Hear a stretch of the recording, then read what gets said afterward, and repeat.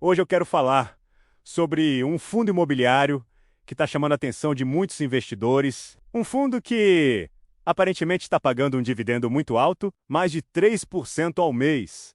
Mas quando a gente olha mais de perto, percebe que a história é bem diferente. Esse fundo é o VUR11.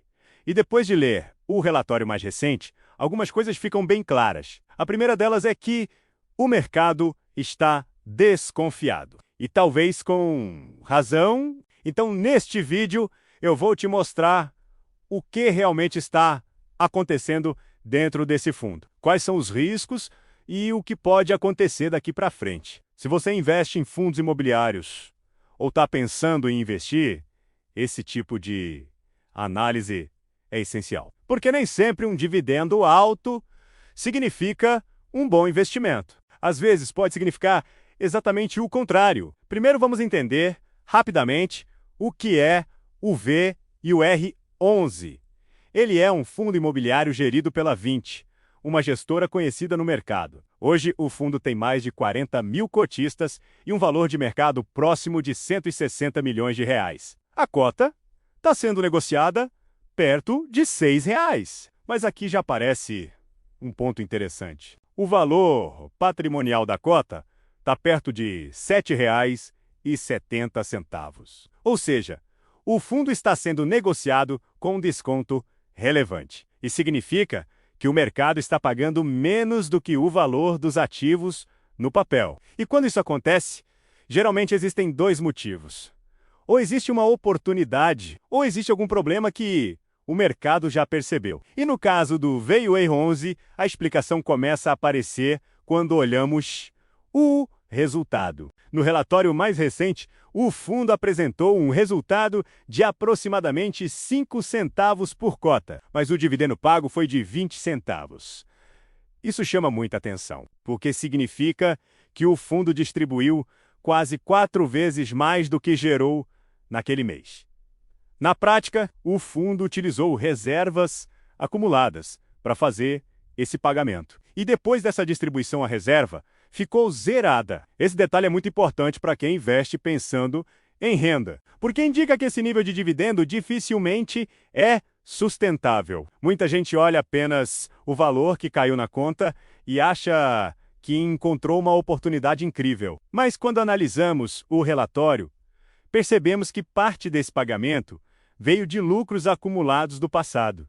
E agora, essa gordura acabou. Outro ponto que ajuda a entender a situação do fundo é a composição da carteira. Hoje o patrimônio do fundo passa de 200 milhões de reais, mas apenas cerca de 48 milhões estão investidos em imóveis. O restante está praticamente em caixa ou aplicações financeiras. Isso significa que a maior parte do capital do fundo ainda não está gerando renda imobiliária. Na prática, o fundo está numa fase de transição. Provavelmente vendeu ativos ou está reposicionando a estratégia. Enquanto isso, o dinheiro fica aplicado em instrumentos de curto prazo. Isso gera algum resultado financeiro, mas não substitui a renda de imóveis alugados. E quando o mercado percebe isso, normalmente a cota sofre pressão. Agora vamos falar do portfólio atual.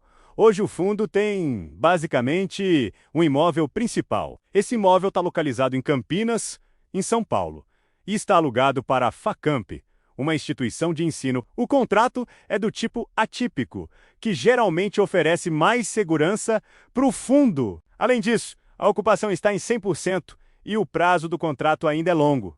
Isso é positivo. Mas existe um risco evidente. Toda a receita de aluguel depende praticamente de um único inquilino. Quando um fundo fica tão concentrado assim, qualquer problema com o locatário pode impactar diretamente o resultado. Por isso, investidores costumam preferir fundos mais diversificados. Agora vamos olhar o cenário econômico que o gestor comentou no relatório. O início de 2026 trouxe um ambiente um pouco mais positivo para o Brasil. Houve entrada de capital estrangeiro, valorização do real e uma boa performance da Bolsa. Além disso, a inflação começou a desacelerar. Com esse movimento, o mercado passou a esperar cortes na taxa de juros ao longo do ano. E quando os juros caem, alguns ativos tendem a se valorizar.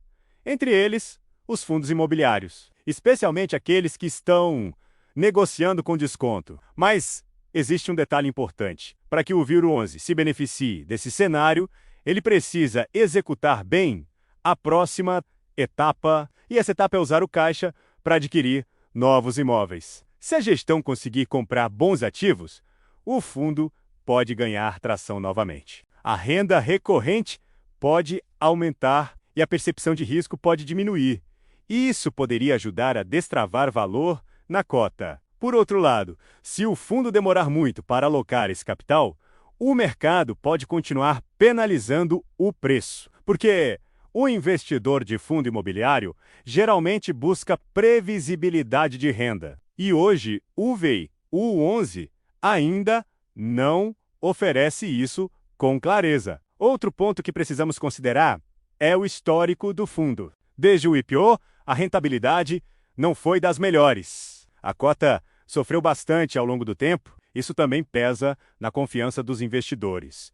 Mercado financeiro tem memória. Quando um fundo passa por mudanças frequentes ou resultados inconsistentes, a recuperação pode levar tempo. Isso não significa necessariamente que o fundo é ruim, mas significa que o investidor precisa entender bem o momento atual. Hoje o VIR11 parece muito mais um fundo em reconstrução do que um fundo maduro gerador de renda. E isso muda completamente a forma de analisar o investimento. Algumas pessoas podem enxergar uma oportunidade, outras podem preferir esperar mais clareza. E as duas posições fazem sentido dependendo da estratégia de cada investidor. Se você gosta de fundos previsíveis e estáveis, talvez existam opções mais adequadas no mercado. Mas se você acredita na capacidade da gestão e está disposto a esperar a construção de um novo portfólio, pode ser um caso interessante de acompanhar. No final das contas, tudo se resume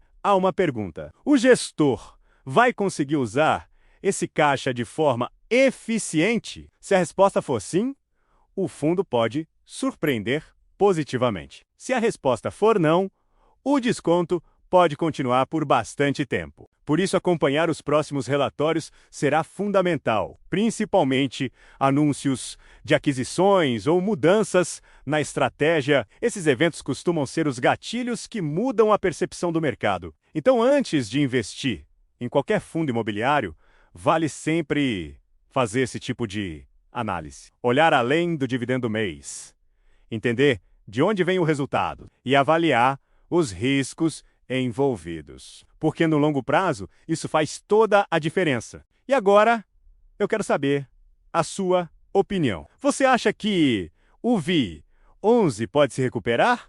Ou ainda é cedo para confiar no fundo? Conta aqui nos comentários. E se você gosta desse tipo de análise, segue o perfil, porque eu sempre trago relatórios e oportunidades do mercado imobiliário. Nos vemos no próximo vídeo.